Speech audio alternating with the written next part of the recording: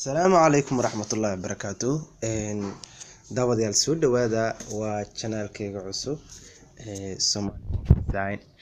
Channelkan waxaan u furay in ummadda Soomaaliyeed ay bartaan sida loo sameeyo naqshadahaas oo ah qaabka guriga loo design gareynayo oo si standard oo caalami ah ayaa lagu design gareynayaa. Ku baro Somali Home Design, kana baro cashiraan ku design gareysan afkaaga hooyo, wadankaaga hooyo, luqadaada Soomaaliga ah.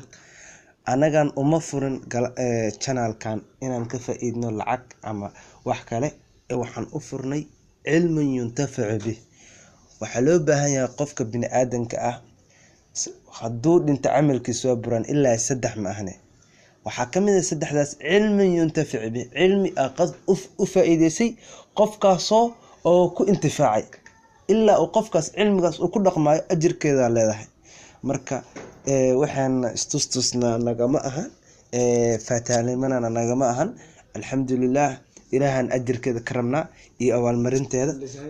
Designada guriga oo design Soomaali ah, villooyinka Soomaali hadda isticmaasho, dabaqyada, qaabka albaabada Soomaaliga loo sameeyo, waxyaabo badan aan ka faa'iideysan doonaa. idinkana waxyaabo badan aan idinka faa'iideyn doonaa, aan idinka faa'iideysan doonaa.